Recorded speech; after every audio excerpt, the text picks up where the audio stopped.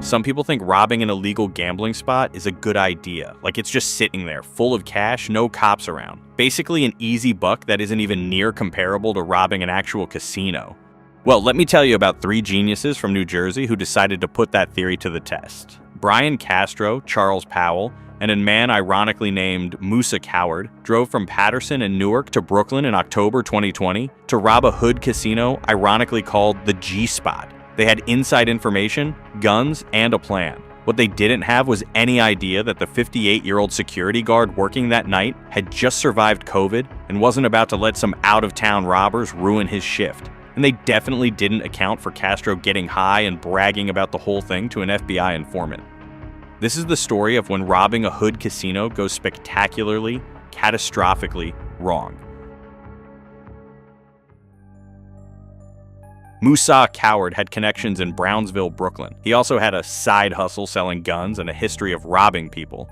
In October 2020, Coward got a tip from his cousin about an illegal gambling den called the G-Spot on Hedgeman Avenue. Someone had just lost $50,000 at the spot and was supposedly coming back with another $20,000 to keep gambling. Easy money, right? Coward recruited 3 guys from New Jersey for the job: Brian Castro, who went by Moranayi, Charles Powell from Newark, who went by Payback and already had a felony conviction for weapon possession, and a 4th guy named Shamel Myhand, who later became the government's star witness. Coward frequently sold drugs with Powell and Castro at a gas station across from his house in Paterson, so they knew each other well. And according to a cooperating witness, Coward had robbed this same gambling spot before, along with a residence and a dice game, all within the previous 4 years. This wasn't his first rodeo.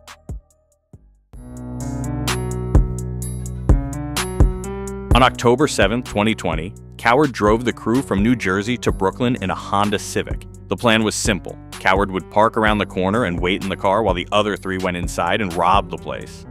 They were looking for a quick lick, as Castro would later call it. The G-Spot had a front room facing Hedgeman Avenue, an inner room where people played cards, craps, and dominoes, and a backyard patio. That night, Rodney Maxwell was working security. Maxwell was 58 years old, a father of 3, and a longtime employee at Bellevue Hospital. He was moonlighting as a bouncer to make extra money. 7 months earlier, he'd survived a week-long battle with COVID. During the terrifying early days of the pandemic, in March 2020, he'd fought through that nightmare and came out the other side. Now he was just trying to pay the bills.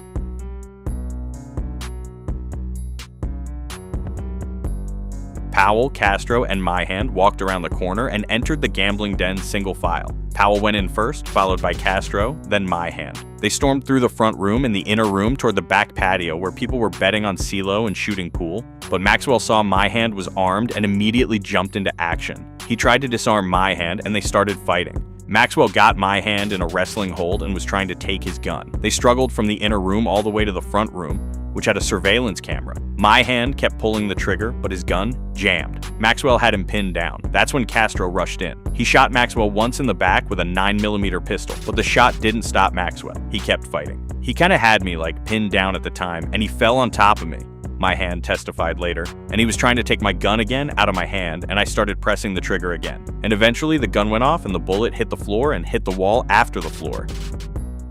Meanwhile, people in the patio were fleeing in terror. Powell, seeing the chaos, started firing indiscriminately into the crowd of people trying to escape into the backyard. He hit 3 men with his .380 caliber pistol. All 3 survived their wounds, but Powell was just spraying bullets at terrified bystanders. Maxwell was still fighting Myhand on the ground, so Powell ran back into the front room and shot Maxwell once in the chest with his .380. That was the shot that ended it. Maxwell fell, and Myhand scrambled up and ran out the door. Castro's gun had jammed during the shooting, which he'd later complain about. Powell and Castro ran back to the Honda Civic where Coward was waiting.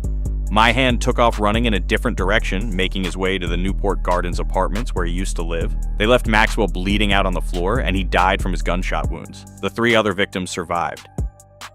An Eyewitness News exclusive and video showing 3 people entering an illegal gambling spot last week to rob the players. Suddenly, 2 of the suspects began shooting wildly. 1 person was killed and more were injured. Eyewitness News reporter Josh Einiger talking with the NYPD tonight about the search to find the killers.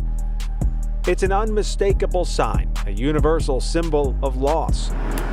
Tonight on Hedgeman Avenue in Brownsville, a man tended to a sea of candles in memory of a friend lost to guns. I'm just lighting the candles, because, I just feel like hopefully that he's in a better place.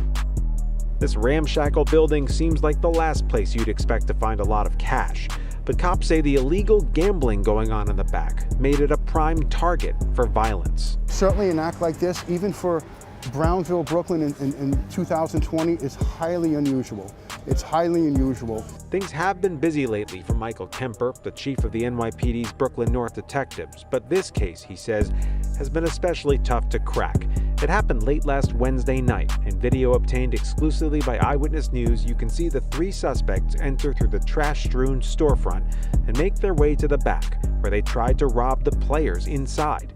Two of the suspects opened fire. In the end, 4 people had been hit, one of whom, 58-year-old Rodney Maxwell, did not survive.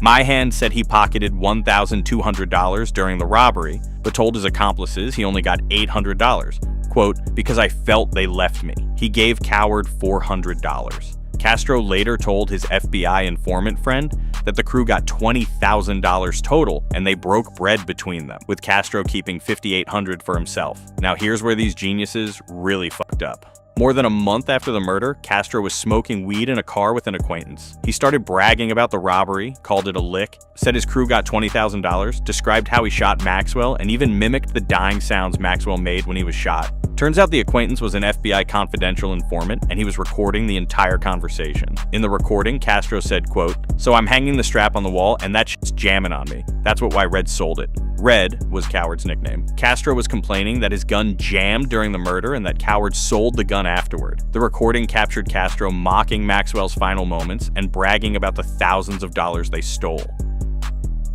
In April 2021, a Patterson police detective working with a federal gang task force was looking at surveillance photos from the robbery. He recognized Powell and Castro. That led to Powell's arrest in October 2021 after Powell got into a car crash in Clifton, New Jersey. When police arrested him, they found 3 .380 caliber cartridges that matched the shots fired at the gambling spot. Castro and Coward were indicted and arrested in March 2023. Myhand agreed to cooperate with the government and testify against his former crew.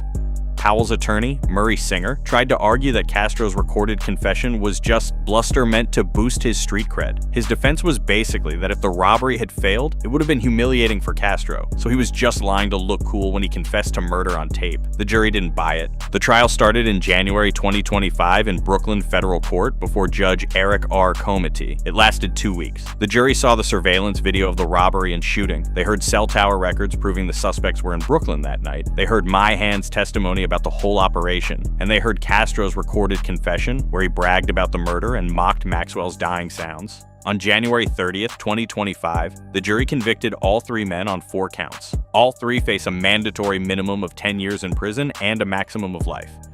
Maxwell's daughter, Revan Maxwell, spoke to reporters after the verdict. I'm just happy they're off the streets to never do this again to anybody else's family, she said. This won't bring my father back. I'm just happy this won't happen to anybody else. So to recap, Coward got a tip about a gambling den, recruited 3 incompetent guys to rob it, drove them from New Jersey to Brooklyn, and waited in the car while they went inside. Maxwell, a 58-year-old hospital employee and father of 3, who'd survived COVID, tried to stop the robbery. He fought like hell even after being shot in the back. Powell and Castro shot him dead and wounded 3 random bystanders. They made off with a few $1,000s, definitely not enough to justify the risk of a life sentence. Then Castro got high and bragged about it to an FBI informant who recorded everything. They all got caught, tried, and convicted. The moral of the story? Don't rob illegal gambling dens, and if you do, definitely don't brag about murdering someone to your weed-smoking buddy who turns out to be a federal informant. Thanks for watching to the end of the video. I'll see y'all next week.